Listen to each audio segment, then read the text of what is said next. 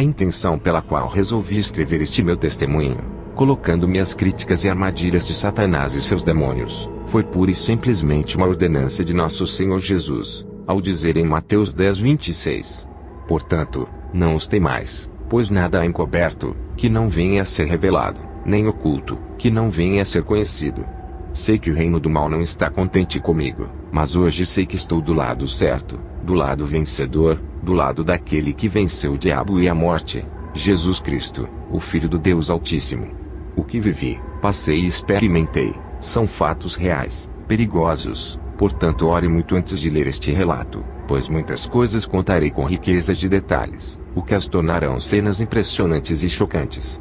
Que o Espírito Santo de Deus seja o nosso guia nesta leitura, e que possa te mostrar o quanto a bruxaria é destrutiva em nossas vidas. Em nome de Jesus.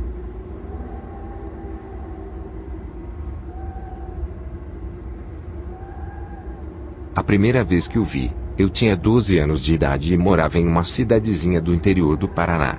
Foi num campinho de futebol, a uma quadra da minha casa. Eu estava jogando bola com uns amigos, quando vi no portão um homem que olhava fixamente para mim. Senti um medo grande, acompanhado de um calafrio, porém, continuei jogando, mas sem deixar de notar a insistência do olhar daquele homem. Como se eu previsse, ele fez um sinal chamando-me até lá. Eu fui.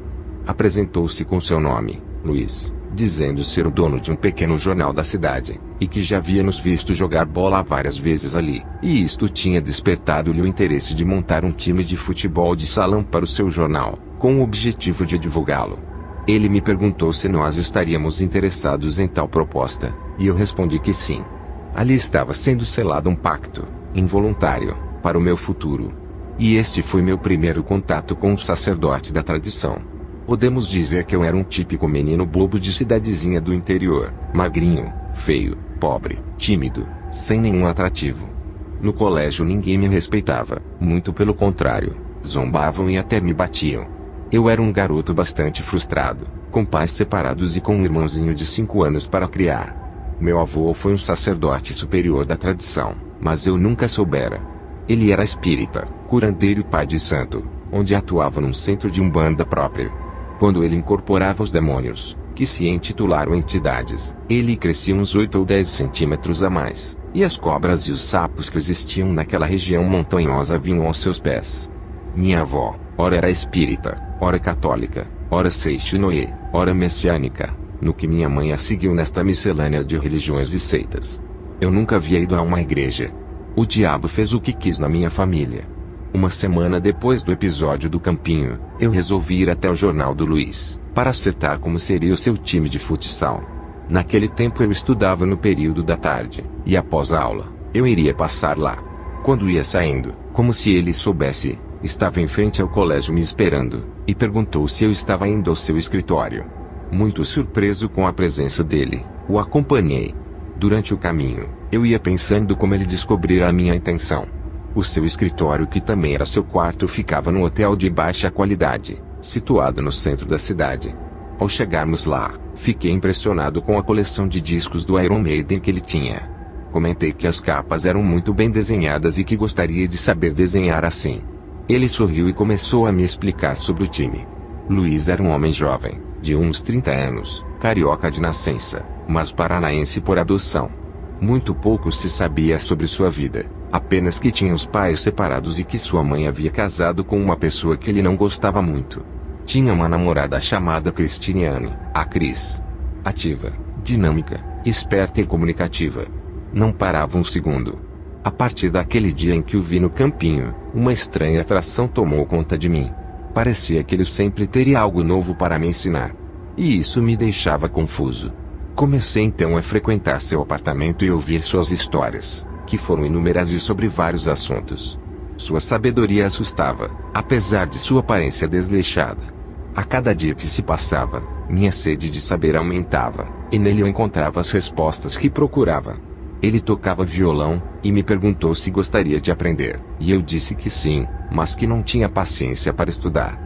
Meu irmão mais velho estava aprendendo, e eu vi o seu sofrimento em cima do instrumento. Ele sorriu, e disse que o meu irmão estava aprendendo do modo errado, e que quando nascemos, Temos todo o conhecimento contido em nós mesmos, embora nos tenhamos esquecido. Então seria muito mais fácil nos lembrarmos de uma coisa do que reaprendê-la. O que eu deveria fazer era todos os dias pegar o violão e começar a olhá-lo, manuseá-lo e procurar lembrar, visualizar-me tocando, como eram as posições, dar ordens diretas ao meu cérebro dizendo: eu ordeno a você que me mostre como tocá-lo. Isso tudo era uma ação demoníaca, e não deve ser feita por ninguém. Confesso que no início eu achei ridícula a ideia de ficar conversando com o violão, mas tentei. Em uma semana, eu estava tocando o que meu irmão levou 6 meses para conseguir. Eu dormi um dia sem saber tocar, e quando acordei, estava tocando. Aquilo me impressionou muito, e me fez confiar mais nele, buscando cada vez mais coisas para aprender.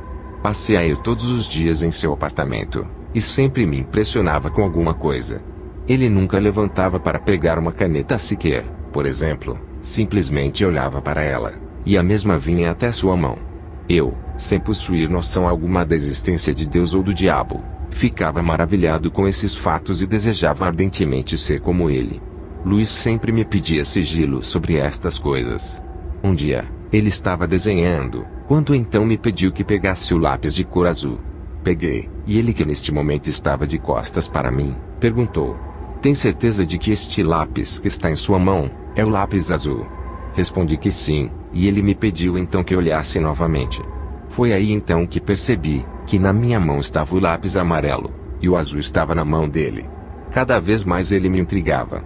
Então me disse: às vezes as coisas que queremos estão tão próximas de nós, que nossas mãos não podem alcançar. Se você realmente quer este lápis azul, precisa desejá-lo com o coração. Foi o que eu fiz. Desejei-o. Então olhei para minha mão, e aquele lápis que antes era amarelo, havia se transformado em azul novamente. Minha cabeça rodou e fiquei pasmo. Não sabia se ria ou se chorava. Outra vez, estando lá, me pediu para acender a luz do quarto, pois já estava escurecendo, mas ao tocar com a mão na chave de luz, ele gritou: não com a mão.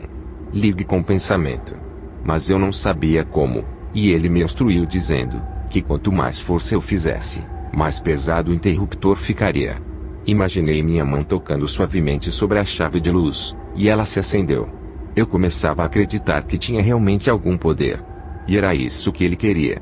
Passaram-se alguns meses, e passei a trabalhar no jornal, como assistente de redação.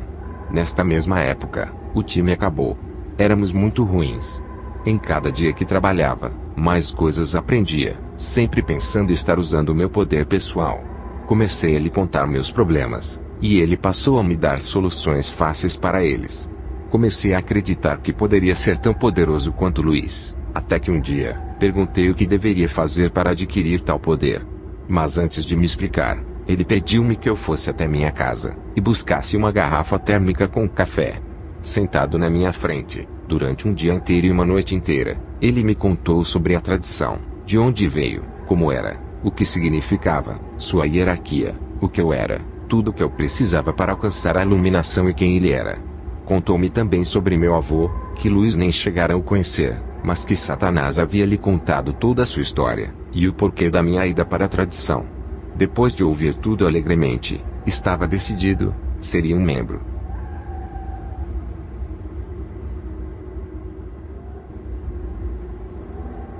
A tradição, uma ordem mística esotérica secreta, que tem por objetivo cultivar a Satanás através da maleficência e da teurgia. Surgiu há milhares de anos, de um povo chamado druidas, na antiga Europa, onde os costumes e ritos eram predominantemente patriárquicas. Por essa razão, veio a surgirem os magos de hoje.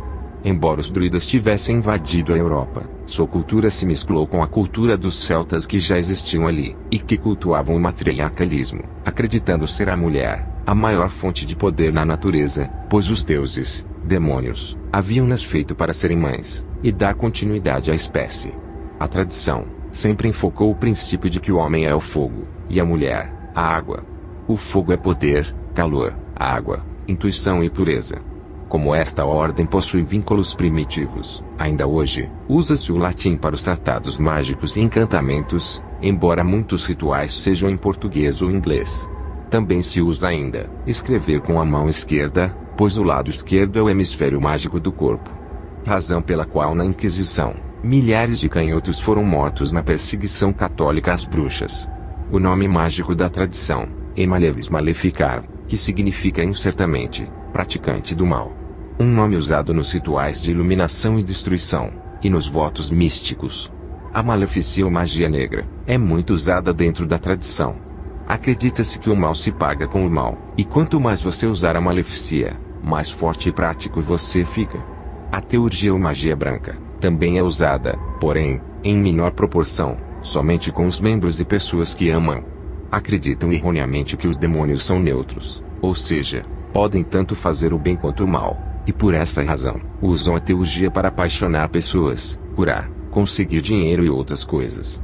Dentro da tradição, existem 9 graus que devem ser observados e cumpridos pelos membros, porém, apenas poucos conseguem chegar ao 9º grau. A seguir, passarei a lista hierárquica da tradição, com suas fases, períodos e escolas usadas, que são: 1º grau aprendiz. Neste grau, a pessoa é influenciada por um membro da tradição, sem necessariamente saber o que é. Passado um período de 6 meses, o membro, se a pessoa que está no aprendizado quiser, deve explicar o porquê do aprendizado, e prepará-lo para a iniciação. O período de aprendizado é de 1 ano, mais um dia. Na tradição, usa-se o calendário lunar de 13 meses de 28 dias, mais um dia para fechar um ano. Embora usem também o calendário tradicional de 12 meses. Neste período, a pessoa aprende lições de filosofia, psicologia, espiritualidade e demonologia. Consciente ou não, do que está fazendo.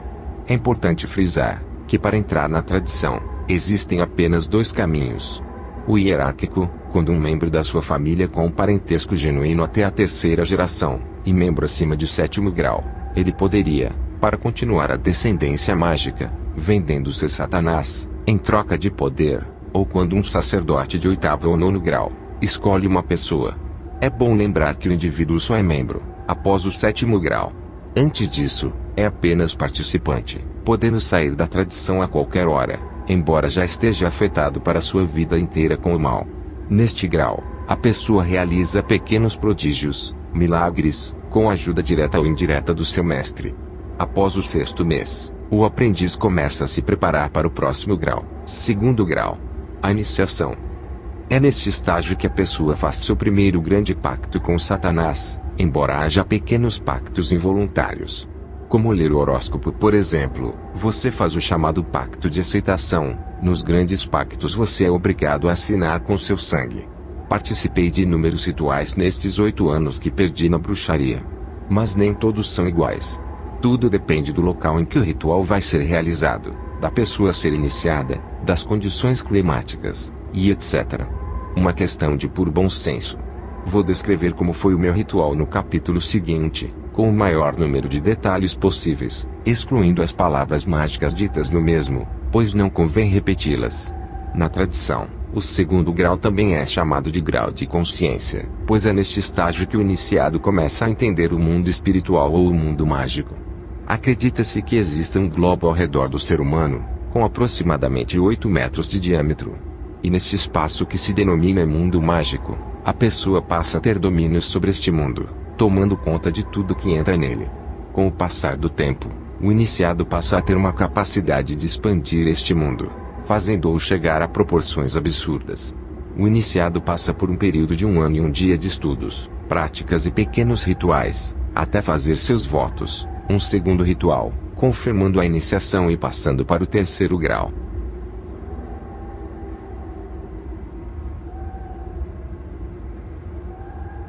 Na tradição, no dia em que se faz a iniciação, recebe-se um demônio que passa a habitar dentro de você, para te auxiliar quando necessário. Como ele é um demônio pessoal, é necessário que se faça uma série de rituais para a invocação do mesmo, para que se possa conhecê-lo, ouvi-lo e fazer uma certa amizade com ele. Afinal, ele será o seu guia. O termo mensageiro significa aquele em quem se confia uma mensagem. Então, no caso da bruxaria, ele seria o mensageiro entre você e o diabo. A tradição ensina que os mensageiros são demônios neutros, que tanto podem atuar para o bem quanto para o mal, e que é de suma importância que se conheça o seu, pois caso contrário, você não tendo domínio sobre ele, ele poderá te destruir. Note uma mentira.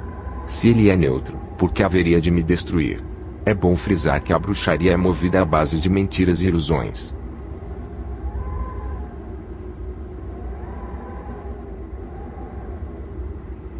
Deita-se ou senta-se em um lugar bem confortável, de forma que nenhum músculo esteja contraído ou tensionado.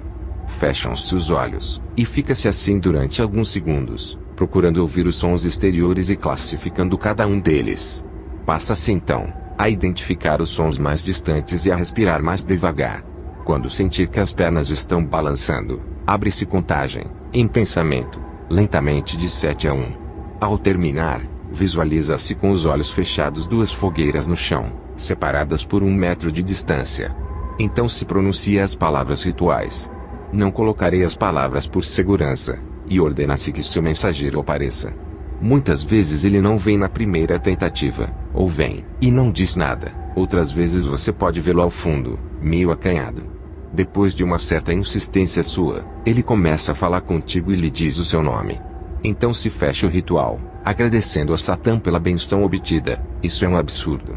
E pronunciam-se as palavras de encerramento. O nome do seu guia ou mensageiro é o seu nome mágico. Ninguém pode sabê-lo, senão você poderia ser destruído. Pois se outro bruxo conhece seu demônio pessoal, ele oferece ao demônio algum sacrifício para te destruir. Meu guia se chamava Stinotis, nome esse, que posso hoje revelar sem medo algum, pois Jesus me lavou. No período de 1 ano e 1 dia de iniciação, o iniciado passa a sentir coisas que não sentia antes. Passa a ver com frequência presenças demoníacas, ouvir vozes, e até conversar com tais. No decorrer deste tempo, o iniciado já tem uma certa afinidade com seu mensageiro. No início, é necessário invocá-lo para que se possa obter alguma informação ou ajuda. Com o passar do tempo, o mensageiro passa a conviver harmonizado com a pessoa, 24 horas por dia, inclusive nos sonhos. O mensageiro é utilizado, a título de informação, para quase tudo na vida de um bruxo. Ele é seu demônio pessoal, e auxilia em transferências de sensibilidade, voodoo, projecionismos, viagens astrais, feitiços, encantamentos, ritos, maleficias e teurgias. Além de responder questões de matemática, química, física, e etc., contar piadas, e tentar maldosamente a pessoa usada. Muitos pensam como eu também pensava, que dominam seus mensageiros, mas na verdade, são eles que os dominam para seus propósitos. Caro leitor, se você possui um mensageiro, peça a Jesus que o expulse e que envie o Espírito Santo de Deus para habitar dentro de você. Tendo-se passado o período de iniciação, o iniciado precisa fazer seus votos, e passar a ter 3º grau, mas para isso, ele precisa ter contato com seu livro da vida, para ter certeza que será um bruxo.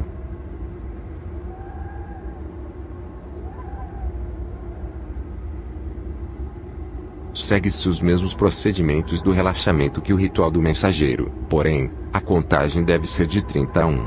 A cada número contado, imagina-se que está levitando e subindo ao espaço. Ao fim da contagem, deve-se procurar no espaço, onde está o seu corpo espiritual, uma enorme catedral flutuando. Ao encontrá-la, vai-se ao encontro dela e colocam-se suas mãos na porta, e pronunciam-se as palavras mágicas. Caro leitor, toda palavra de ritual mágica será excluída do testemunho, para o bem daqueles que estão o lendo. Em alguns rituais ou encantamentos que não utilizem palavras mágicas, excluirei alguns detalhes. As portas se abrirão, e entra-se no interior da mesma. Pede-se que observe os detalhes, as pessoas, se existirem, e então procurará por uma porta do lado esquerdo atrás. Dentro dela, haverá uma escada em espiral para baixo. Deve-se descê-la. Lá embaixo, existe uma imensa biblioteca. Recomenda-se que a pessoa vasculhe os livros, leia-os, e procure o livro com seu nome espiritual na capa. Deve-se sentar no chão e ler o livro todo, não importa o tamanho, pois nele estarão contidas informações importantíssimas a respeito de sua formação na bruxaria, tais como problemas que irá enfrentar, pessoas que deve combater, e etc. Após lê-lo, deve-se sair deixando tudo como estava, e voltar ao lugar de origem, contando de 1 a 30. É possível que na primeira vez, não se consiga achar nada, mas é para isso que você tem um mestre e um mensageiro para te ajudar. Conseguindo isso, o mestre do iniciado pergunta se ele realmente quer seguir o caminho da tradição. Um caminho difícil e injustiçado por milhares de anos. O iniciado responde que sim, Então o mestre fura a ponta do indicador esquerdo do iniciado, e com o próprio sangue, desenha no peito dele o símbolo mágico da tradição. Nesta ocasião, pronuncia-se pela primeira vez o nome mágico da tradição. Depois, com o próprio sangue do iniciado, assina o pacto de voto à tradição que é queimado por seu mestre.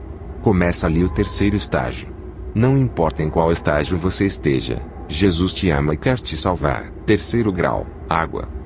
Também chamado de estágio da intuição, é o primeiro dos estágios com períodos definidos por seus mestres. Pode-se levar anos ou apenas alguns meses para se passar destes estágios, depende da capacidade de cada um. Este é o estágio científico, onde se aprende o tarô, egípcio de Marsella, a quiromancia, leitura de mãos, a numerologia, ciências ocultas, rosacrucianismo, maçonaria, catolicismo romano negro, e etc., leitura de aura, e visualização, entre outros. Neste período, o iniciado passa a ter contato maior com os demônios, e durante todo este estágio, Leviatã, um dos 4 príncipes, guiará a pessoa. O seu poder é passado ao iniciado, que passa a ter uma evolução maior. Já domina a água e a intuição no final deste estágio. Quarto grau, o ar. O estágio da comunicação. Seu senhor passa a ser Belial, o demônio mais bonito do inferno. Neste período, o iniciado aprende a leitura dos pensamentos, transmissão extrasensorial, visão mediúnica, bem como a levitação própria de objetos. Também é neste estágio que se aprende os segredos da sedução e da persuasão. Usa-se a mentira para seduzir ou persuadir alguém. Aprende-se a ser comunicativo, destacado e querido pelos outros. Desenvolve-se um senso de liderança muito grande, boa oratória, leitura dinâmica. Aprende-se outras línguas, embora os demônios na maioria falem todos os idiomas. Quinto grau, terra.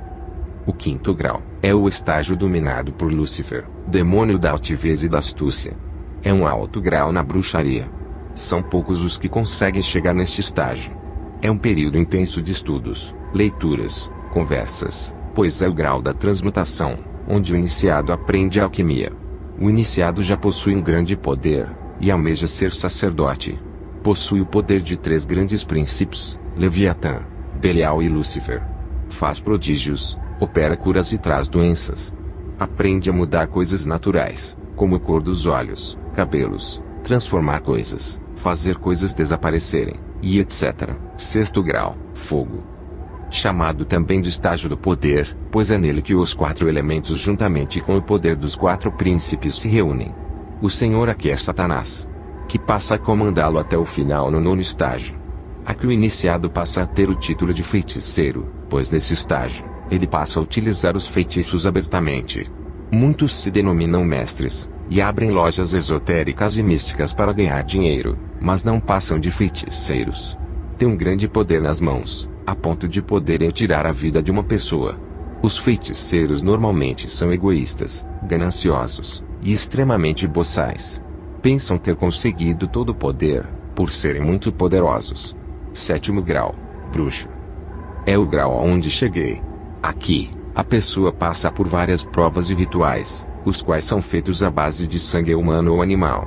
Os detalhes contarei no decorrer do testemunho. Os bruxos são os verdadeiros membros da tradição, nomeados por Satanás através de títulos honorários. Existem vários títulos: sábio, conselheiro, homem da palavra, que era o meu, entre dezenas de outros. A escolha era feita previamente por Satanás, de acordo com o que ele precisava e com o potencial do bruxo para determinado serviço. Um bruxo, quando recebe o seu título, passa por um ritual semelhante aos outros, e por um período de 6 dias e 6 noites, chamado de purificação. Acontece geralmente em um quarto, onde o chão, teto e paredes são pintados de preto. A janela é fechada e lacrada, para que nele não entre luz alguma. No chão é desenhado a giz, um pentagrama, estrela de 5 pontas, com um círculo em volta.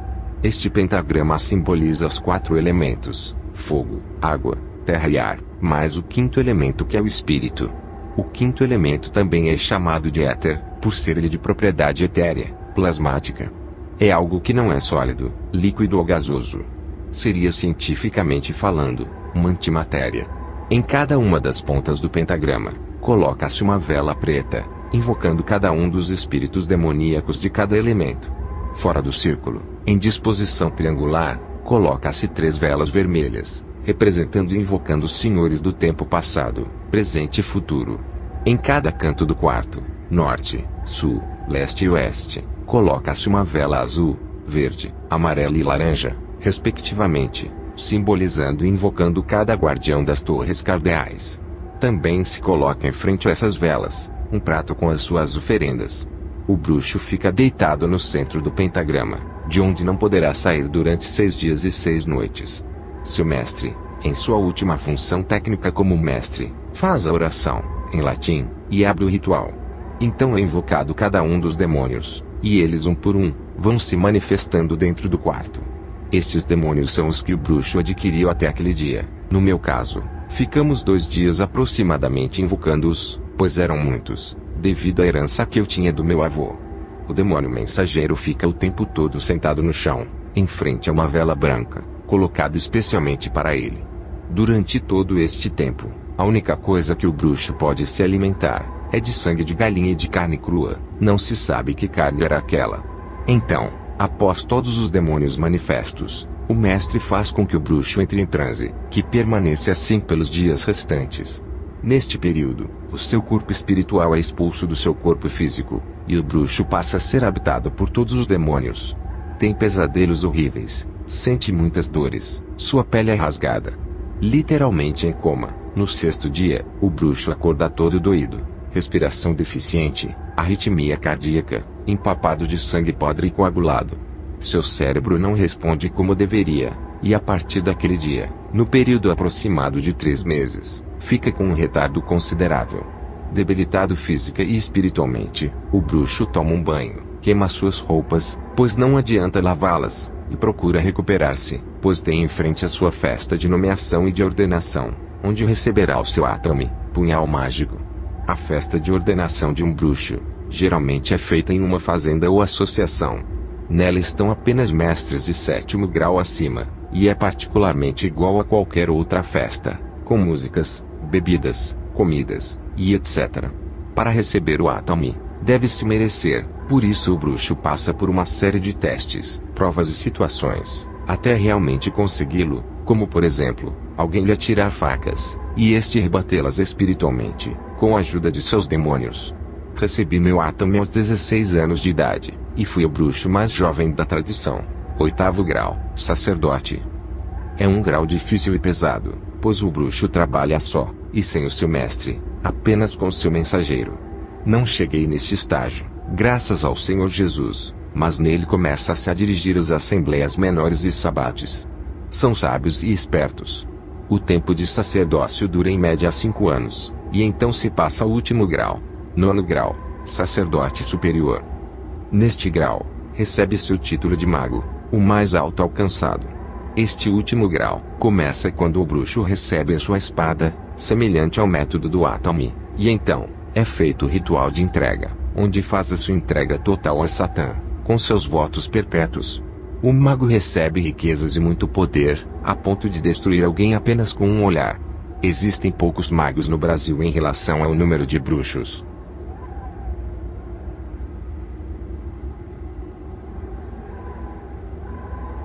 Após o dia em que Luiz havia me explicado sobre a tradição, decidi que seria um bruxo. Passei a estudar para isso, e aprendi muito. Fiz então o ritual de iniciação. Era dia 31 de outubro de 1989, às 21 horas. Saímos do apartamento do Luiz, para irmos até o local escolhido. Eu não sabia onde era. Disse para minha mãe que íamos acampar, embora fosse uma terça-feira. Ela não gostou da ideia, mas eu não dei chances a ela e saí logo. Fomos nós 3, Luiz, Cris, e eu. Ao chegarmos no local escolhido, um morro na saída da cidade, Luiz ia à frente, carregando em suas mãos uma lanterna e um facão, e em suas costas uma mochila com algumas coisas. Não havia falado uma palavra sequer durante todo o caminho, característica essa que não lhe era natural, e andava no meio do mato com destreza e agilidade, como se passasse por ali todos os dias. Eu ia imediatamente atrás dele, e era seguido pela Cris. Senti uma força muito grande vinda de ambos. Meu coração estava pulsando fortemente, tanto por estar excitado por tudo o que estava acontecendo quanto pelo medo que eu sentia. Depois de mais ou menos uns 30 minutos de caminhada, chegamos à clareira onde se realizaria o ritual.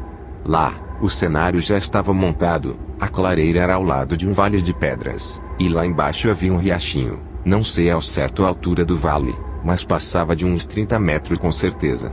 No centro da clareira, havia uma fogueira grande, rodeada por 4 outras pequenas, cerca de uns 5 metros de distância, uma da outra, todas acesas. Havia também 2 outras pessoas, um homem que não sei o nome, um sacerdote superior, e uma mulher, também sacerdotisa superior. Não houve apresentações. Embora fosse um dia quente, um vento frio nos açoitava. Luiz me deixou num canto, e foi conversar com as 2 pessoas que ali estavam. Chris me olhou com amor, e me pediu para ter calma. Aquilo me aqueceu. Luiz voltou e me disse que iríamos começar o ritual, e para isso, era preciso que eu colocasse a minha veste talar, túnica negra com um pentagrama branco estampado na frente. Fiquei onde estava, e então Luiz começou a fechar o círculo mágico, traçado com seu Atami, para poder iniciar o ritual. Chamou a proteção dos guardiões, demônios, das torres do leste, do oeste, do norte e do sul. Chamou a presença dos 8 subpríncipes das trevas, Behemoth, Astaroth, Balaam, Asmodeus, Belzebu, Címero, Belfegor, e Azazel. Chamou também a presença de meu mensageiro, que seria também o meu guia, todos eles são demônios.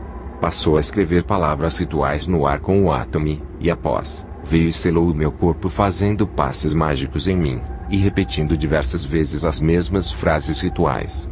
Meu corpo começou a queimar, e me senti incomodado. Olhei para Chris, e ela fez um sinal para que eu permanecesse quieto. Obedeci.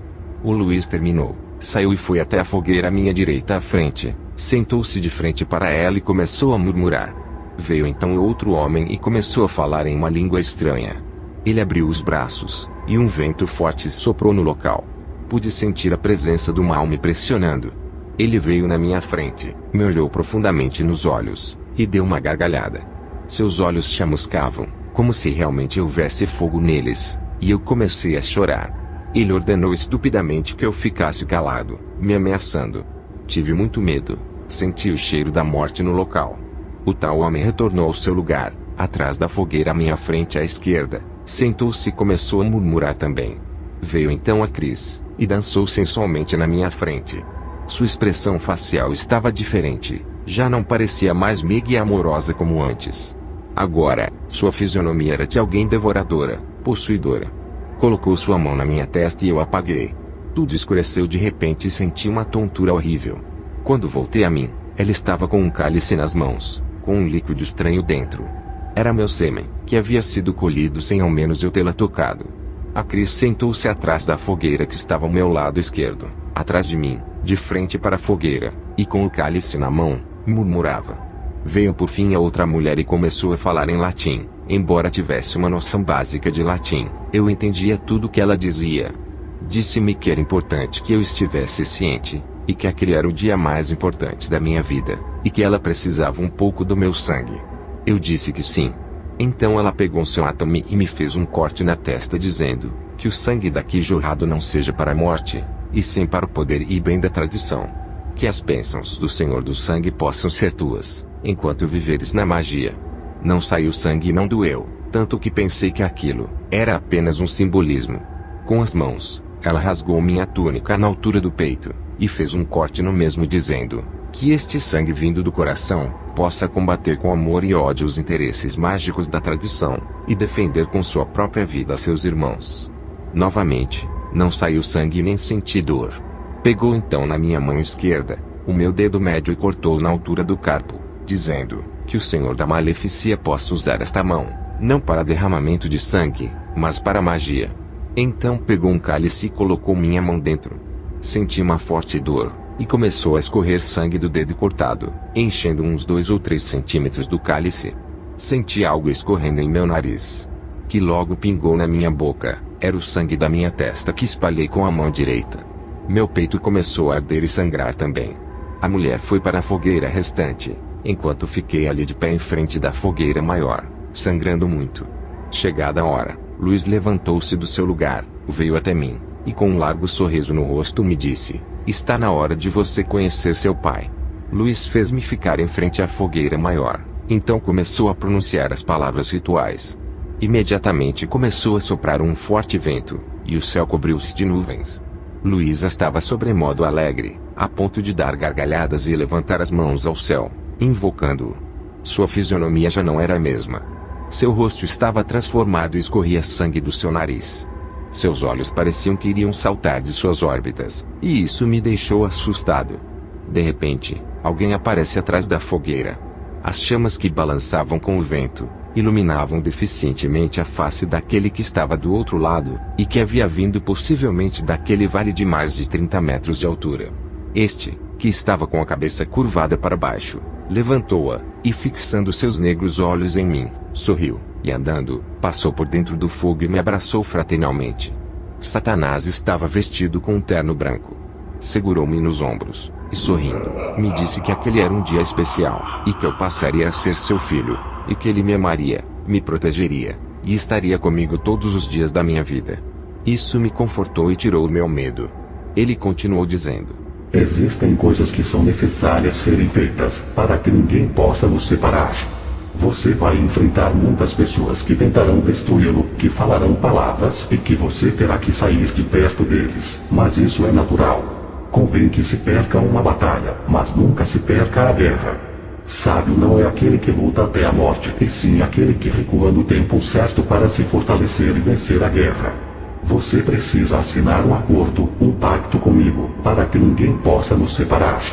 Mas antes, vamos celebrar, bebendo do cálice do meu sangue, para selar a nossa união. Pegaram então o meu sangue que havia sido colhido, pingaram algumas gotas num cálice com água, e deram a mim para beber um pouco. Foi o que fiz. Então Satanás tomou o cálice das minhas mãos, e bebeu violentamente, esmagando a taça com a mão logo após. Então, em sua mão apareceu uma folha de papel amarelado e envelhecido, onde continha o pacto. Nele havia algumas cláusulas. Você deverá seguir a tradição durante todos os dias de sua vida, como fizeram seus antepassados. Deverá recusar e rejeitar toda e qualquer ação do Deus de Jesus na sua vida, evitando que ele possa te influenciar de qualquer maneira. Seu corpo, sua alma, seu espírito e sua vida pertencem a Satanás, deixando-o livre para usá-la quando, como e onde bem entender, sendo você um servo fiel e obediente, tendo em troca o poder e a sabedoria suficientes para ser um sacerdote superior. Concordei com tudo o que estava escrito, então trouxeram o restante do meu sangue, e com ele, assinei o pacto que se queimou na mão de Satanás. Ele me disse que naquele momento, iria invocar os 5 elementos para me dar o poder de bruxo. Ao chamar o ar, uma ventania muito forte circulou o local, a terra foi chamada, e o chão tremeu. No elemento água, o ar ficou úmido e pesado, e com a invocação do fogo, a fogueira maior que estava atrás dele explodiu, como se tivessem jogado pólvora nela. Disse-me então que iria dar o meu guia, e soprou em minhas narinas. Caí desacordado. Quando acordei, meu corpo doía, e já era de manhã. Todos estavam ali, menos Satanás.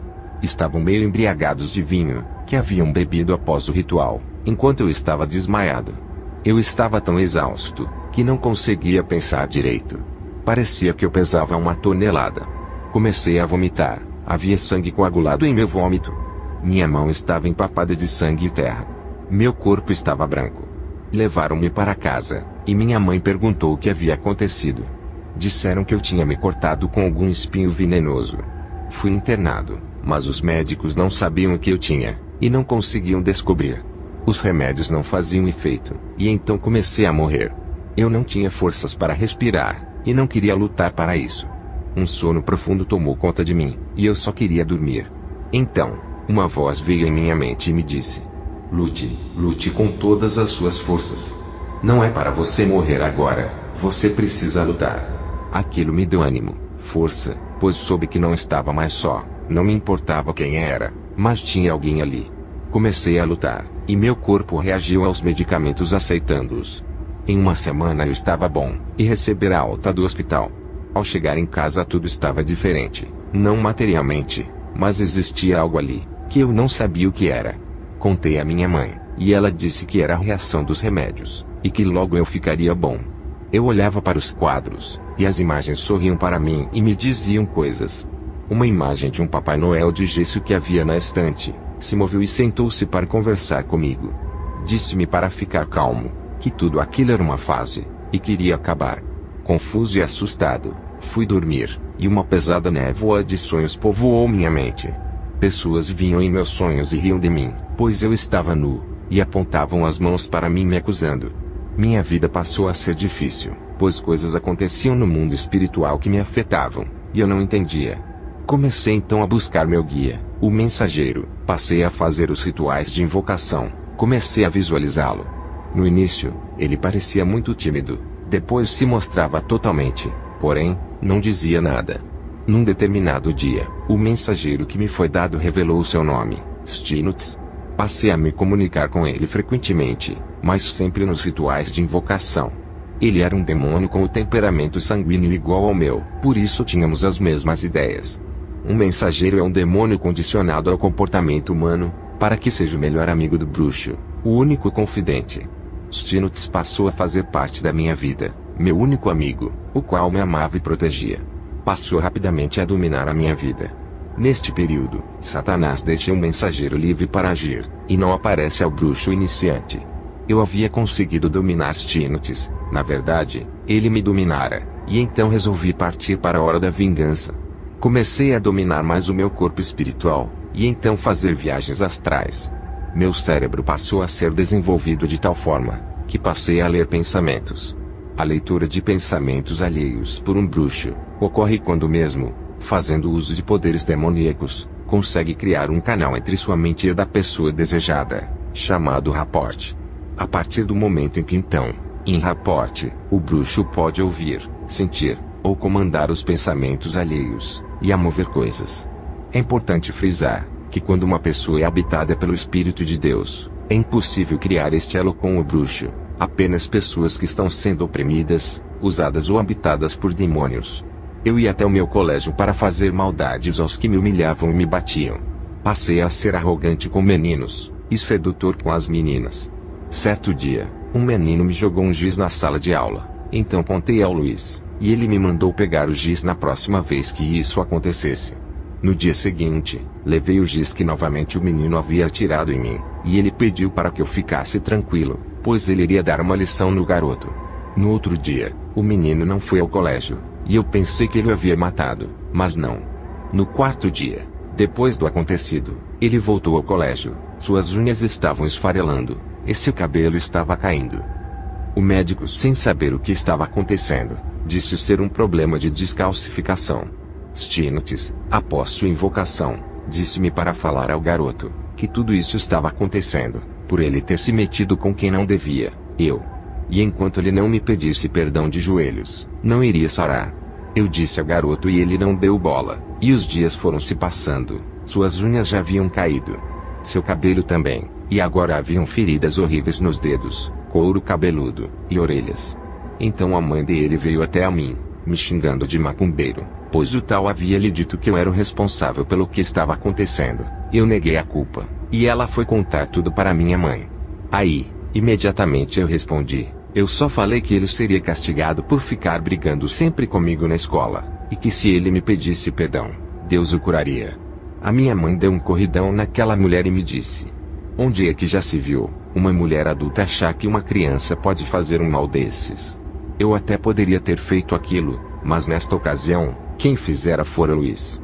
No outro dia, cheguei para o menino, e com um tom ameaçador, disse novamente que se não me pedisse perdão de joelhos, ele iria morrer no próximo dia, e caso contasse para alguém, eu o mataria pessoalmente. Ele caiu de joelhos, chorando e me pediu perdão. Pronto. Eu acabara de ganhar a minha primeira alma. Somos tricotomistas, ou seja, formados por corpo, alma e espírito. Funcionamos como uma lâmpada, onde o vidro, o alumínio e o filamento são a nossa parte física visível. A luz que emana é o nosso intelecto, nosso ego, a nossa alma, e a energia elétrica é o nosso espírito, a consciência de Deus, onde Deus habita. Quando na bruxaria se diz que ganhamos uma alma, é porque determinada pessoa entregou seu ego, seu eu, sua parte intelectual a um pacto involuntário com uma entidade espiritual maligna. Então seu espírito passa a ser dominado por demônios, e não mais por Deus. Aquele acontecimento me trouxe respeito entre os meninos do colégio, e ninguém falava nada, pois tinham medo que algo de ruim viesse a lhes acontecer. Passei a realizar prodígios entre eles, como mover objetos de lugar, escrever com giz no quadro sem sequer levantar da carteira, adivinhar palavras, desenhos, números, e outras coisas que faziam longe de mim, a ler tarô de Marsella, e contar o passado e o futuro das pessoas, inclusive das serventes do colégio, que me pagavam com doces e bolos. Isso tudo me fez sair do lugar de menino medíocre, para o de mais respeitado e querido da escola. Inclusive pelos professores e coordenadores. Minhas notas subiram, fui eleito líder da sala, capitão do time de futsal do colégio, chefe de gangue no recreio. Nasceu ali um líder nato, que sabia como se impor e expor suas vontades. Em casa, meus novos dons foram bem aceitos pela família.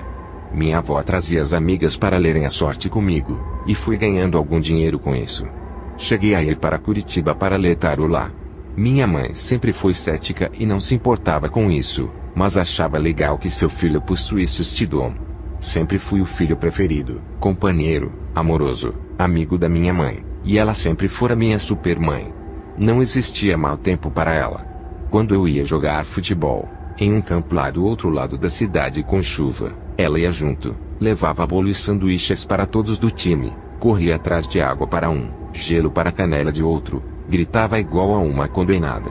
Uma mãe que nunca negou um carinho, um sorriso, nenhuma explicação. Só possuía um defeito, não tinha Deus no coração. Embora vivesse numa cegueira espiritual, se prostrando diante de imagens feitas por mãos humanas, nunca, creio eu, ouvira falar do Deus vivo, do Santo de Israel. Estava na ignorância espiritual que muitos se encontram hoje. Naquela época, eu já havia adquirido um certo poder, por ter herdado do meu avô legiões de demônios, que começavam a ser usados a cada dia que se passava. Eu estava no terceiro estágio, o estágio da intuição e da água, onde o príncipe Leviatã domina. Para este estágio, passei a ter maior contato com a água e a lua. Passava horas por noite olhando a lua e meditando. A passagem foi assim: certo dia, meu mestre chegou até mim, e disse que eu iria passar ao terceiro grau. Então me avisou que seria na semana seguinte, na quarta-feira, à 00:30.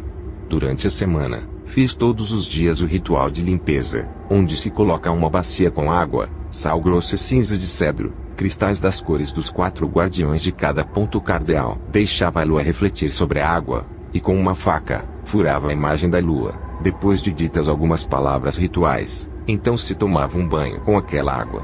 Na quarta-feira, à 00:30 lá estava eu, numa cachoeira, no meio do mato, tremendo de frio, esperando o Leviatã aparecer. Quando apareceu, a água gelou, parecia que ia congelar. Tirou-me da água e fiquei na margem sobre uma pedra. Leviatã tinha uma forma estranha, parecia um monstro marinho, com forma humanoide, com barbatanas e escamas. Não falou uma palavra sequer, apenas gesticulou e rosnou muito. Luiz me disse que era para eu invocar o meu mensageiro, Stinotes, o que fiz imediatamente. Quando Stinotes chegou, automaticamente começou a se comunicar com Leviatã em uma língua demoníaca, prostrou-se perante ele, e sumiu. Foi-me dado um papel para assinar, no qual continha impacto para o terceiro grau. Leviatã furou meu dedo indicador esquerdo, e assinei com ele. Haviam-se passado 1 ano e 1 dia, desde a iniciação. Nesse tempo, eu já causava pequenos estragos. Moravam minha mãe, meu irmão mais novo e eu, e com as saídas constantes de minha mãe, eu tinha muito tempo para praticar. No terceiro grau, fui doutrinado a ter uma percepção extrasensorial muito alta. Passei a dominar meus sonhos, pensamentos alheios, e a entrar nos sonhos dos outros. Nessa época, eu trabalhava com Luiz no jornal, e eu já havia aprendido a desenhar por intermédio de demônios. Luiz me ajudava em tudo, nos estudos, nas brincadeiras e em casa. Havia se tornado amigo da família e frequentava minha casa, por isso minha mãe confiava nele, e na Cris. Assimilei muito rápido os conhecimentos necessários no estágio 3, e logo passei ao 4º, o estágio da comunicação, ao 5º, o estágio da transmutação, onde se aprende a alquimia, e o 6º grau, o grau de feiticeiro, o estágio do fogo, do poder, comandado por Satanás. Neste grau, com 15 anos de idade, o poder já me subia a cabeça. Eu já não era mais aquele filho amoroso. Minha mãe e eu brigávamos constantemente, todos brigavam entre si. A família virou um caos. Eu estudava à noite, nunca dava satisfações de onde estava. Vivia brigando com todo mundo, passei a ser um sujeito odiado. Já não tomava muitos banhos, e não tinha mais o hábito de escovar os dentes. Passado um tempo, Luiz me disse que finalmente eu me tornaria um bruxo, membro da tradição. Então fiquei ansioso pelo dia. No dia 28 de junho, domingo de 1992, fui ordenado bruxo da tradição com apenas 16 anos. Satanás me deu o título de homem da palavra. A partir deste dia, minha vida passou a ser um inferno. Eu tinha um poder tão grande, que se alguém fosse me dar um soco, por exemplo, ao erguer a mão, lhe daria um colapso cardíaco, e a pessoa cairia no chão desacordada. Quando eu estava com raiva, todas as portas e janelas de casa se batiam, e coisas voavam de um lado para o outro. Se eu saía na rua, as pessoas tonteavam, e até caíam. Possuía uma força descomunal, apesar da minha fraqueza física, a ponto de erguer pessoas com apenas uma mão. Stinutz já não era mais necessário ser invocado, já andava 24 horas por dia comigo, me dizendo o que fazer, e como fazer. Meu relacionamento com minha mãe estava arruinado, eu já não conseguia me dar bem com ninguém, pois havia me trancado num egoísmo mesquinho e sombrio, onde só a tradição era boa para mim. Não existia mais família, a bruxaria era minha família, tudo que eu precisava estava nela, e tudo que eu tinha estava nela. Minha mãe, não aguentando mais a minha maldade de coração, me mandou embora de casa. Fui morar com meu pai, um homem pelo qual eu não sentia nem um pouco de amor, respeito, ou sequer consideração. No primeiro mês em que fiquei com ele, roubei 3 folhas do seu talão de cheques, e comprei artigos místicos que eu precisava para montar minha filial da tradição. Ele descobriu, e ao contrário do que eu esperava, me deu um voto de confiança. Comecei a iniciar pessoas na magia, instruindo-as. Eram desde crianças de 15 anos, até senhoras da alta sociedade. Vários bruxos vieram ter contato comigo, pois seus demônios sentiam a minha presença. Eu morava em um hotel, e diversas vezes bruxos, feiticeiros, curandeiros e outros, vinham se hospedar neste hotel para conversarem comigo. Certa vez, ao chegar no hotel, o porteiro, que também era meu melhor amigo e sabia que eu era um bruxo, me disse que uma bruxa havia se hospedado ali, e que estava me procurando. Quando lhe perguntei como ele sabia que a mulher era bruxa, a mesma estava descendo as escadas e me disse: "Por que eu pareço uma bruxa?" De fato, era uma senhora gorda, com um vestido longo, florido, uns lenços de seda no pescoço e sobre o vestido, vários anéis no dedo. Inclusive o anel do poder, que eu tinha um igual, que é em forma de uma serpente mordendo o próprio rabo, chamado Uroboros, e o colar da tradição no pescoço. Sentamos, e ela me disse que estava com um problema que só eu poderia resolver. Tinha um filho de 42 anos que recebeu um feitiço de uma outra bruxa, e ficou pensando que tinha 5 anos de idade. No feitiço, para reverter isso, existia um ingrediente chamado substância, que só eu poderia ensiná-la a conseguir, mas eu precisava aprender primeiro. Passei dias conversando com Stinutz e tentando descobrir, só que toda vez que eu conversava com ela, notava que seus olhos mudavam de cor. Com o tempo, percebi que era uma sacerdotisa daquela assembleia, e por algum motivo, estava tentando me destruir. Aquilo me deixou tão furioso, que fiz o seu filho, que na verdade nem era seu filho, realmente ficar pensando que tinha 5 anos, pois ambos estavam fingindo para que eu baixasse minha guarda, e eles pudessem me atacar. Stinutz havia me falado não ter ido com a cara da velha, mas eu disse a ele que não era nada. A bruxa, quando viu o que eu havia feito com outro bruxo que a acompanhava, fingindo ser seu filho, invocou todos os seus demônios para me destruir. Mas tive uma enorme surpresa, ela não possuía nem metade do que eu tinha, graças ao meu avô que havia me dado como herança os demônios dele. Ela tentou fugir, ao sentir o poder que havia em mim. Fiquei tão furioso, Stinutz me perguntou se podia brincar com a velha. Lhe respondi que ele poderia fazer o que quisesse com ela. Essa mulher desapareceu, sem deixar notícias.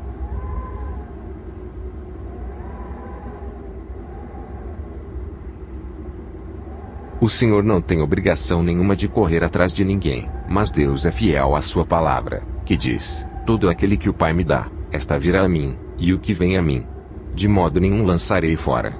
João 6:37. Deus, por ter a ciência de que faria de mim sua ferramenta, seu vaso novo, deu-me ao seu Filho amado, Jesus, de forma que me resgatasse do mal, para fazer a sua obra. Mas ele não poderia me obrigar, isso teria que ser um ato livre e espontâneo meu.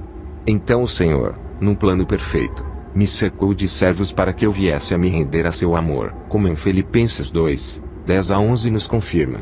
No colégio, com 17 anos, eu falava abertamente de Satanás, pregando e ensinando sobre coisas do reino infernal. Se eu espirrasse por causa de uma gripe, e alguém me desejasse saúde, eu olhava dentro dos olhos da pessoa e dizia que a saúde dela passaria para mim, e que ela pegaria toda a minha gripe. Realmente, no próximo dia, a pessoa aparecia adoentada, e eu já estava curado. Um colega meu que era cristão e estudava comigo, me perguntou o que era aquele colar que eu levava em meu pescoço, e eu expliquei que era um símbolo mágico da tradição que ninguém, a não ser eu, poderia tocá-lo. Então, para me provocar, este colega esbarrou rapidamente no símbolo com seu dedo indicador e perguntou: "E agora?" Eu lhe respondi que seu dedo iria cair. Ele riu. No outro dia, seu dedo estava apodrecendo, e sua unha já havia caído. Ele veio desesperadamente me pedir socorro, e eu parei o feitiço, pois ele era meu amigo. Com o tempo, seu dedo já ficara bom novamente. Então, em um belo dia, entra em nossa sala de aula uma menina bonita, alta, cabelos longos e negros, e um olhar misterioso. Eu fui logo me apresentando, e fiquei sabendo seu nome, Inajara. Um nome indígena. Sorri pensando, ela era perfeita demais. Tinha que ter um nominho feio desses. Fiz amizade com essa menina, confesso que com outras intenções, é óbvio, mas não deixei de lhe contar sobre a bruxaria e a persuadir para entrar. Ela sempre ria e me gozava, dizendo não acreditar. Até que eu disse que lhe provaria que era verdade, e pedi que colocasse um papel e uma caneta em cima da mesa em seu quarto, que eu iria lá em espírito, e escreveria uma mensagem. De noite, pedi aos Tinuts que me levasse à casa dela, pois não sabia onde era. Fomos em espírito, e quando viramos, faltando apenas uma esquina, deparamos com uma criatura de uns 3 metros de altura em frente da casa. Olhei para as Tinuts que havia parado, e perguntei o que era aquilo. Ele me respondeu assustado que era um anjo. Eu lhe ordenei que o tirasse de lá, pois eu não conseguia me mover. Rapidamente ele me disse: "Com esse eu não posso. Vai você." E desapareceu. Eu, aos berros, chamava de volta em vão. Foi quando o anjo me sorriu e fez um sinal me chamando. Eu fui, e falei que queria entrar.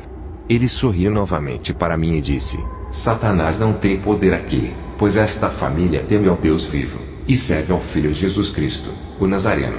Eu repliquei, dizendo que o iria destruir, mas com uma calma angelical me disse: "Você ainda pode voltar para Jesus. Foi por ti que ele morreu. Quem me dera se fosse por mim. Ele te deu esta chance, aceite." E pôs a mão sobre mim, e eu no mesmo instante voltei ao hotel. Passei o dia todo com muita dor de cabeça. Ao chegar no colégio, vi no final do corredor Inajara. Ela vinha em minha direção com um sorriso irônico.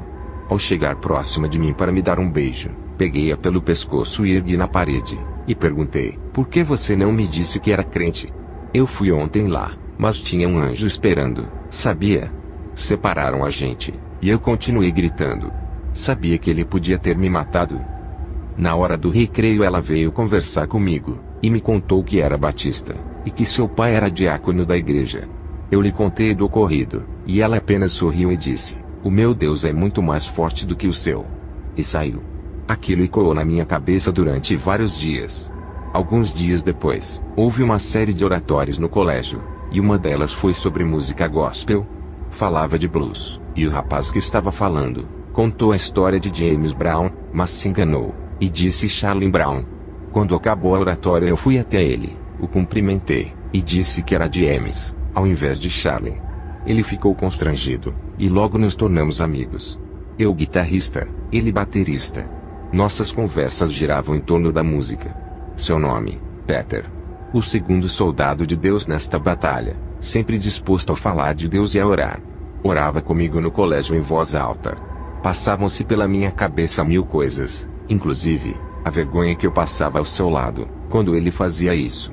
Mas ele não se importava, o que interessava para ele era fazer a obra. Nestes dias, conheci em frente ao hotel em que eu morava, uma livraria evangélica. Fui jogar bola com os amigos, e conheci também o dono dessa livraria. Passei a frequentá-la e ouvir os CDs de rock gospel que vendiam. Fiz amizade com o dono, que passou a me mostrar a palavra. Ele se chamava Adile, o terceiro soldado de Jesus. Briguei várias vezes com ele sobre Deus, mas a astúcia da serpente e a calma da pomba prevaleceram. Neste tempo, veio morar no hotel um hippie, vendedor de artesanatos, crente, totalmente cristocêntrico. Passou a me ensinar a fazer pulseiras e colares, e a me mostrar as vontades de Deus. Este era Edson, o quarto soldado.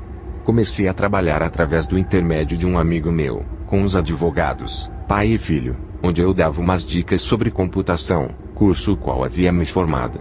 O filho, Dr. Ricardo, me falava de Deus na hora do café, e quando eu ia até sua sala. Estava fechado o cerco divino, este era o quinto soldado. De volta ao colégio, aquilo que Inajara me dissera me incomodava. O meu Deus é mais forte do que o seu. Aquelas palavras me açoitavam e se encontravam com as palavras do anjo. Foi por ti que ele morreu. Quem me dera se fosse por mim. Eu não sabia que o tal Jesus havia morrido por mim. Sabia apenas que o diabo o havia matado na cruz, como um criminoso. Essa era a versão que eu conhecia. Porque o anjo disse: quem dera fosse por mim. Deveria ser algo realmente grande para um anjo querer de tal maneira. Comecei a me aproximar mais de Inajara, e a lhe perguntar sobre Jesus, até que ela me convidou para ir à igreja. Eu aceitei. Jamais havia entrado numa igreja evangélica. Não disse nada a Stinotis, pois sabia que ele não iria concordar. Chegando lá, coloquei o símbolo da tradição nas costas, para não levar um tombo ao entrar em contato com o poder de Deus. Comentei que eu conhecia o primeiro capítulo de Gênesis. Ela logo falou com o grupo de louvor, e eles cantaram Nosso Deus é Soberano, que comenta sobre esse capítulo. Estava indo tudo bem, até que senti um calafrio e olhei para trás. Havia um demônio enorme parado na porta da igreja. Stinotis havia o mandado. Este demônio era usado para afugentar outros bruxos. Ele estava me olhando com os braços cruzados. Perguntei a Inajara se demônios podiam entrar na igreja, e ela me perguntou se estava vendo algum. Eu disse que sim. Então, Stinotis apareceu sentado do meu lado e falou: ótimo, já está nos entregando ao inimigo, agora só falta você virar um deles. Levantei do meu lugar e saí. Stinotis veio atrás dizendo para irmos embora. Fui, mas não conseguia parar de pensar em por que Jesus haveria de morrer por mim. No dia seguinte, perguntei ao Dili, e ele me deu um livrinho chamado 4 Leis Espirituais. Lá eu encontraria a explicação para tudo, e aquilo me deixou confuso, mas meu coração estava duro e corrompido pelo mal, e resolvi deixar de lado. O Peter não cansava de ler a Bíblia para mim, de orar, e me deram uma fita de rock gospel, da banda Cats Barnea. Passei a fazer uma revistinha com o intuito de divulgar a bruxaria. Comecei a tocar guitarra numa banda de blues, e me afastei mais ainda do amor de Deus. Certo dia, voltando do colégio à noite, ao passar por um posto de gasolina, um mendigo disse: meu filho, venha aqui. Eu respondi que não tinha nada para dar, e continuei andando. Ele repetiu, mas agora me chamando por meu nome espiritual, que era Stinotis. Percebi então, que era Satanás, e voltei. Ele me disse para ir até minha cidade natal, e que lá, eu iria iniciar alguém na tradição. Eu não tinha dinheiro, precisava estudar, e não podia faltar no emprego. Nessa época, eu tinha 19 anos, e trabalhava na Igreja Católica Apostólica Romana, com computação gráfica, também tocava contrabaixo na banda da igreja. A igreja me deu uma folga inesperada, consegui o dinheiro necessário, e o colégio entrou em greve. Lá fui eu para iniciar alguém. Chegando lá, após alguns dias, conheci a pessoa que seria iniciada. Fiz amizade, puxei conversa sobre esoterismo e ele me disse que havia feito quase um ano de aprendizado, mas seu mestre havia morrido, e então, veio em busca de um novo mestre, e que este seria eu. Preparei-o. E no dia em que seria a sua iniciação, aconteceu o inesperado. Ele veio a falecer de uma maneira trágica. Fiquei extremamente assustado, sem saber o que fazer.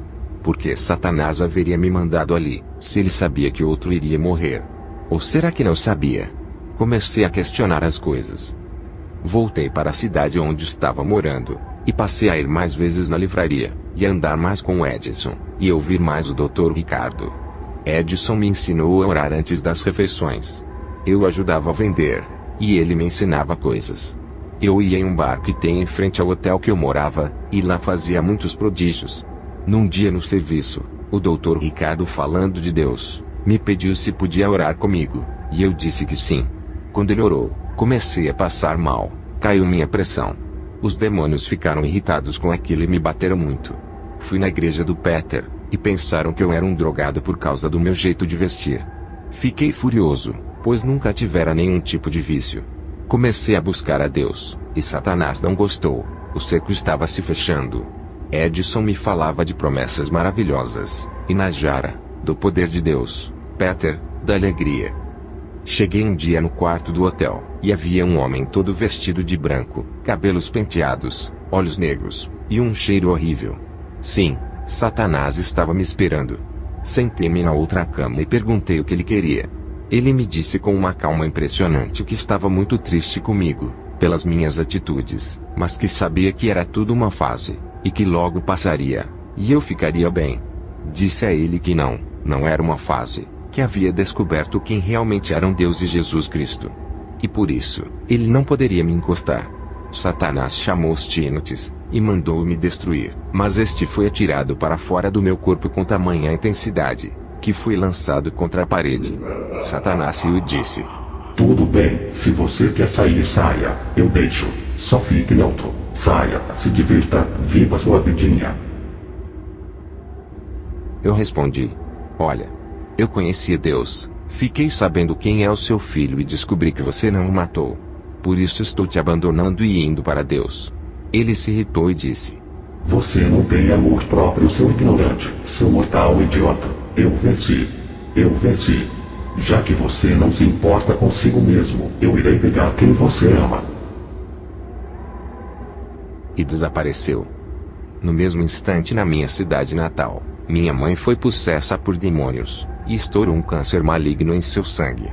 Fiquei revoltado com o acontecido. Chamei Najara para tomar sorvete, e lhe perguntei o que fazer. Deus precisava me ajudar a defender minha mãe.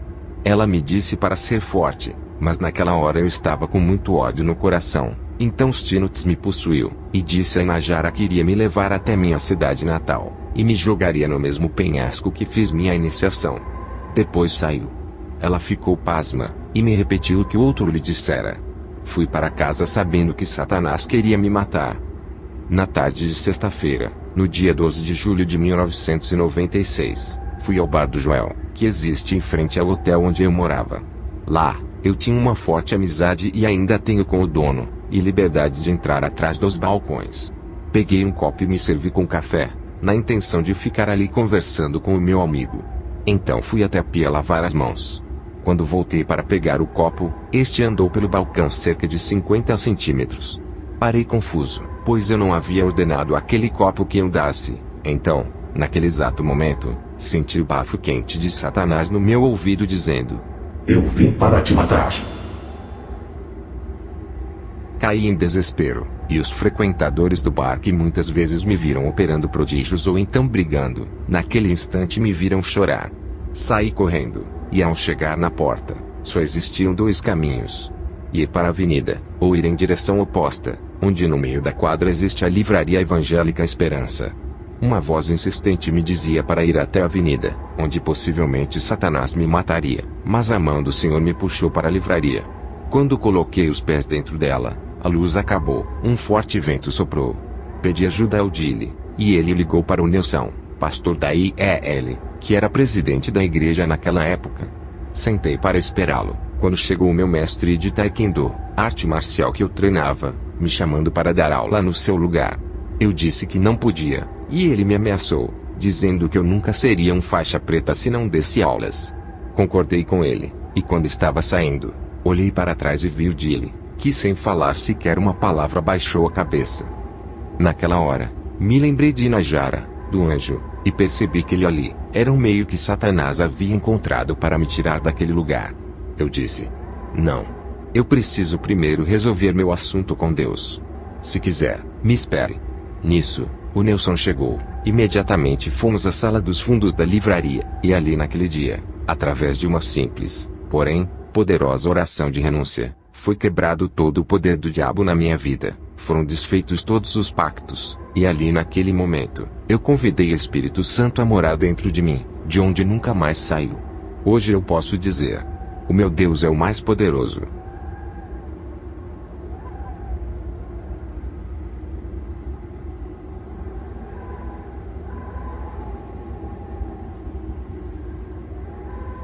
O globo azul, nome dado à maior atividade satânica desenvolvida dentro da tradição, é o ato de destruição de alguém ou de alguma coisa. Quando alguém aborrece a tradição, traindo-a, tentando destruí-la ou algo parecido, o sacerdote superior da Assembleia Maior, do local de onde se originou o problema, faz contato com membros anunciando as diretrizes do globo azul. São essas as diretrizes: quem, local, hora, e o que. O contato é feito da seguinte forma: o sacerdote contata 3 sacerdotes, cada um contata 3, e assim sucessivamente até chegarem nos bruxos. Só participam deste ritual mestres de 7º, 8º e 9º graus. Indica-se o nome da pessoa, por exemplo, João, o local onde ele está, São Paulo, rua tal, número tal, a hora que o ritual se realizará, 17 horas e 35 minutos, todos os dias, e o motivo, se é para destruí-lo, ou para curá-lo, por exemplo. Nunca se menciona o que a pessoa fez, pois apesar da maldade no coração, os bruxos são seres humanos, e podem não concordar com a ação. Então, para evitar tal coisa, nunca se diz o porquê.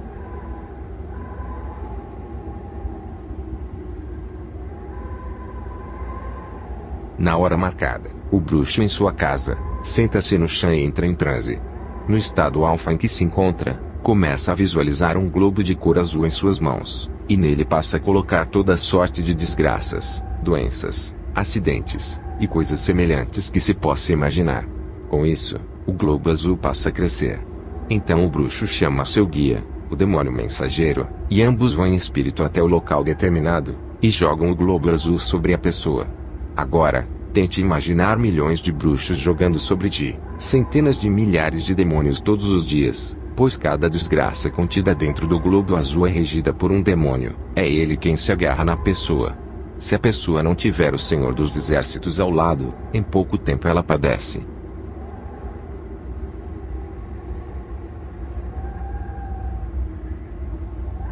Note-se todos os dias do mesmo horário, você tem algum, ou todos estes sintomas: tontura repentina, zumbido no ouvido, dor de cabeça, calafrios que passam rapidamente, formigamento de mãos ou dos pés, acessos de raiva, ansiedade, impaciência. Ore em voz audível. Se você mora com outras pessoas que não são cristãos, ore no banheiro em tom baixo, pois Satanás tem uma ótima audição, expulsando todos os demônios e espíritos de bruxos em nome de Jesus, e chamando a Senhor pelo auxílio divino. Coma algo que tenha proteínas, carne, batata doce, chocolate, por exemplo, pois a batalha que está sendo tomada no mundo espiritual, reflete diretamente em você.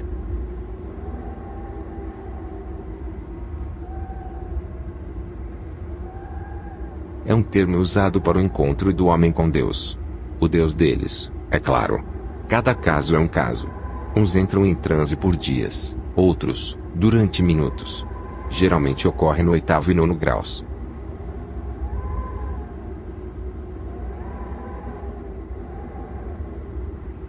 Ocorrem sempre batalhas entre um bruxo e outro, pois aquele que consegue vencer, ganha os demônios do outro. Essa é batalha travada no campo espiritual, e é percebida em nosso mundo, quando por exemplo em um parque, os pássaros param de cantar repentinamente.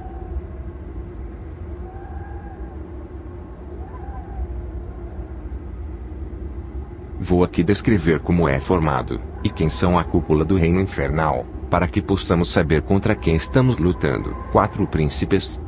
Satanás aparece normalmente com a forma humana, porém, sua forma é de um homem com chifres, pernas e pés de bode. Atua na terra como príncipe desde a época de Jesus. Representa o fogo. Lúcifer, anjo de luz, ainda possui forma humana. Foi ele que Deus lançou fora de seu santo monte.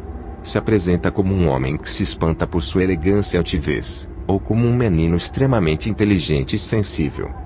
Belial, o demônio mais lindo, possui a forma de anjo-luz. Foi o terceiro a atuar como príncipe aqui na terra depois de Lúcifer. Leviatã, demônio dos mares, representa as águas, e será o 4º príncipe que governará. A besta que emerge das águas, tem forma de um monstro marinho com escamas. Os 8 subpríncipes. Címero, demônio da ciência, possui 2,5 metros de altura, 2 longos chifres e não anda, apenas flutua sobre o chão. Astarote, Demônio que se apresenta em forma de monstro, sentado sobre um dragão, trazendo sempre na mão direita uma serpente. Tem um mau cheiro horrível, e vive se lamuriando, afirmando ter sido injustiçado por Deus. Tem profundo conhecimento, e é muito fácil o fazer falar sobre coisas que já aconteceram. Behemoth, demônio da comida. Apresenta-se como um elefante que anda nas patas de trás. Belfegor, demônio com corpo de mulher e cabeça desfigurada, com uma boca enorme. Ele atraía os marinheiros nos cais pelo seu corpo e os devorava. Belam, demônio do fogo.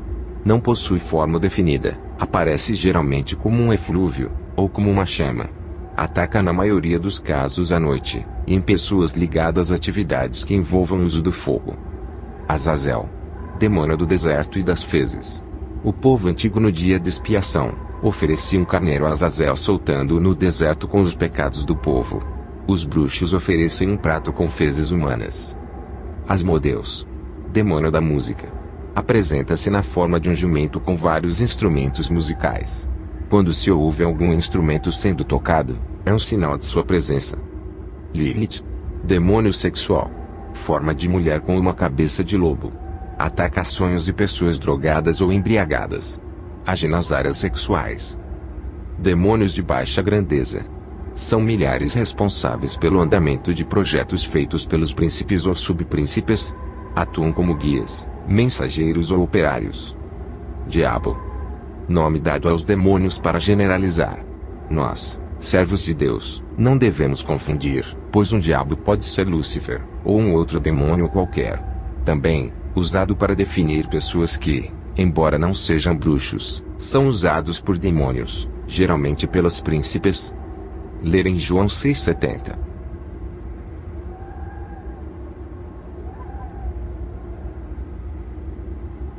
Caro leitor, este trabalho foi feito com a intenção de alertá-lo dos perigos da bruxaria, não apenas na tradição, como também em outras irmandades existentes. Satanás é astuto, esperto, atrativo e velho, sempre saberá como enganar os homens. Em Mateus 24:24 nos diz: porque hão de surgir falsos cristos e falsos profetas, e farão grandes sinais e prodígios, de modo que, se possível fora, enganariam até os escolhidos. E em Apocalipse 17:6 diz: e vi que a mulher estava embriagada com o sangue dos santos e com o sangue dos mártires de Jesus. Há uma necessidade crescente de um preparo maior para as batalhas contra os servos de Satanás. Não esperemos ações demoníacas virem em forma de monstros com chifres e rabo. Elas virão como algo atrativo a você, como uma mulher, ou um homem bonito, como um jogo, ou como algum vício. Tome cuidado, pois o pecado é doce como mel em nossas bocas, mas amargo como o fel em nossos estômagos. Tome como exemplo a história de Sansão, no livro de Juízes 14, 5-9. Todo o trabalho de Satanás durante estes 8 anos que passei na tradição, foram destruídos por apenas uma oração de renúncia e aceitação de Jesus Cristo, como único Senhor e Salvador da minha alma. Isto prova a soberania de Deus, o poder que Ele possui. Não deixe que o diabo te segue, te impedindo de ver a verdade. Leia a Bíblia Sagrada com a unção do Espírito Santo de Deus, e você saberá todas as respostas, terá todo o conhecimento.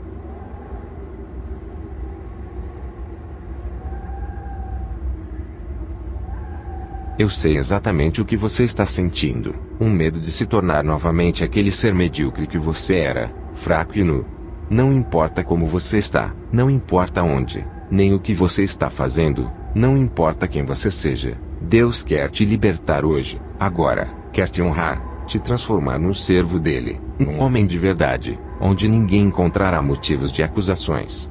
Satanás não poderá tocar em você como não pode tocar em mim hoje, pois o Senhor me protege. Faça isso, ajoelhe-se em seu quarto e clame o auxílio de Deus, peça perdão de seus pecados, e convide-o para habitar em seu coração. Sua vida será então realmente mágica. Que Deus possa te abençoar, em nome de Jesus. Amém. Clama a mim, e responder-te-ei, e anunciar-te-ei coisas grandes e ocultas, que não sabes. Jeremias 33:3.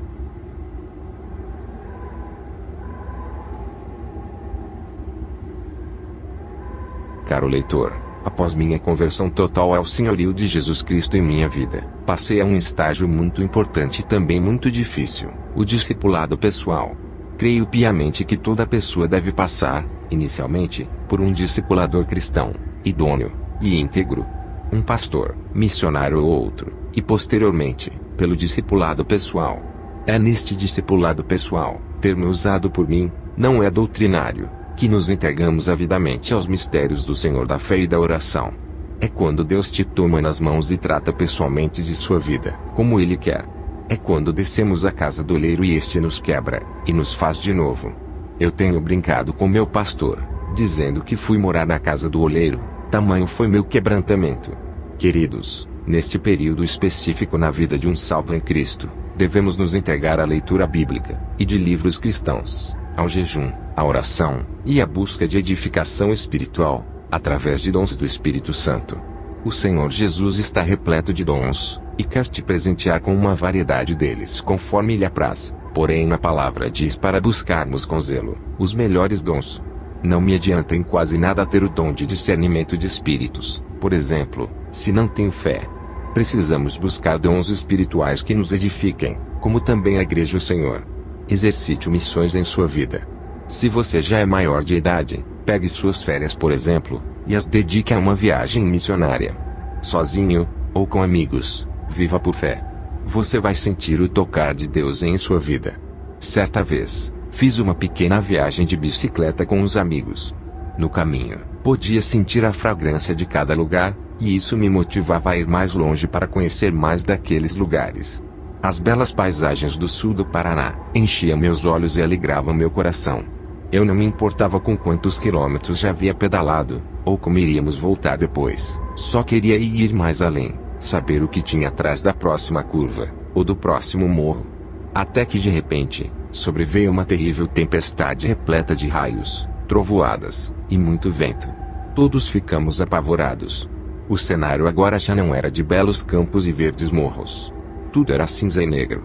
A chuva gelada nos açoitava com tamanha força, que nos era impossível permanecer em cima das bicicletas. Corremos até uma grande árvore para nos abrigar, e um de nós gritou que seria perigoso cair um raio e nos matar eletrocutados.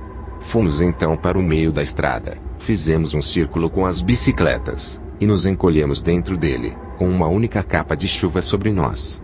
Neste instante, a vontade de todos era de nunca ter saído de casa. Um raio caiu bem perto de onde nós estávamos, e o pânico foi geral. Pude então por um segundo, olhar os rostos assustados dos meus amigos, e vi que suas fisionomias haviam mudado. Já não eram mais aqueles rostos alegres e radiantes, que riam de tudo na estrada, há poucos minutos atrás, mas em seus olhos, bem lá dentro, ainda ardia a chama da aventura de estar ali. Por mais que desejássemos nunca ter saído de casa, paradoxalmente o que mais queríamos, era estar ali debaixo daquela tempestade, testando as nossas vidas. Alguns minutos mais tarde, a tempestade cessou, aquele som peculiar de pássaros no campo depois da chuva, começou a encher o lugar, o sol ensaiava uns raios aqui e ali, e em pouco tempo, tudo voltava ao normal. Nós dávamos gritos de alegria e vitória. Foi difícil, assustador, mas havíamos vencido. Isso era o que realmente nos importava.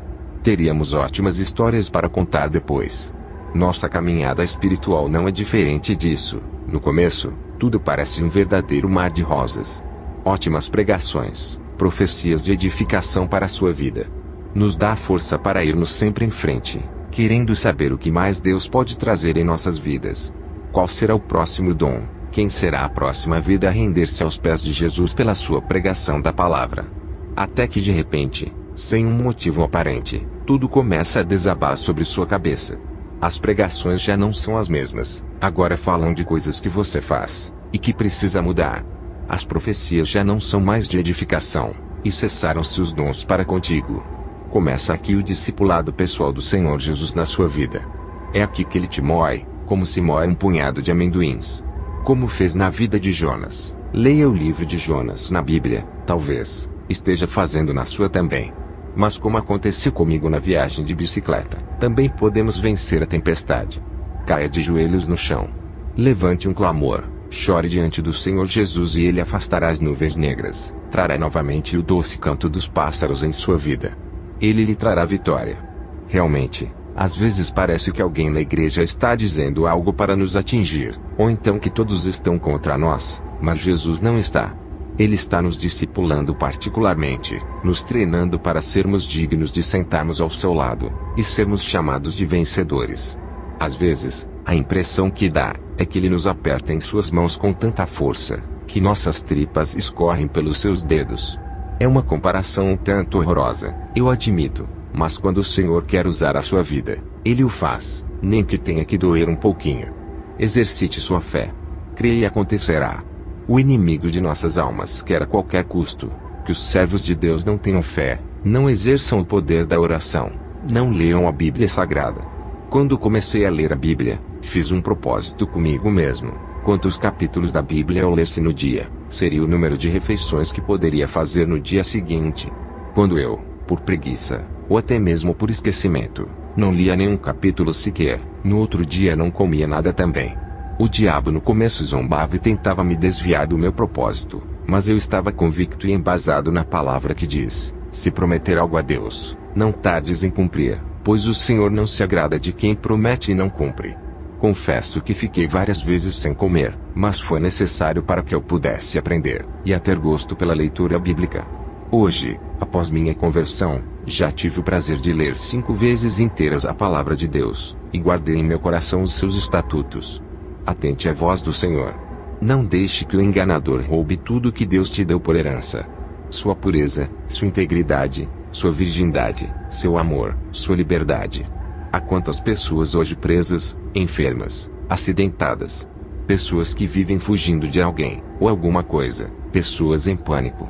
Porque não atentaram à voz do Senhor Jesus em suas vidas.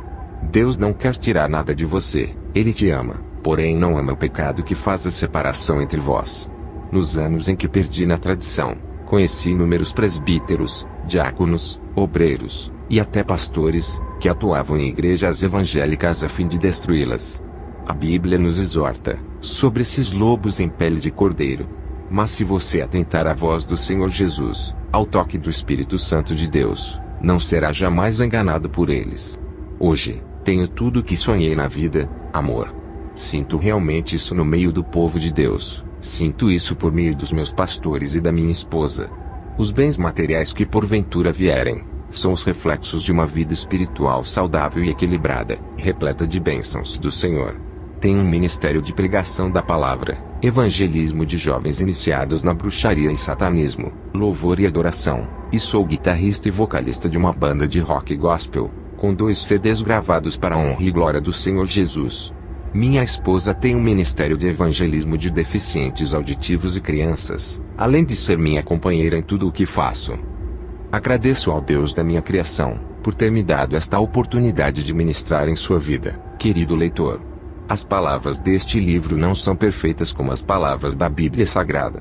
Nunca deixe de lê-la, pois tem as palavras da vida eterna, e as regras básicas para uma vida saudável. Que Deus possa te abençoar, em nome de Jesus.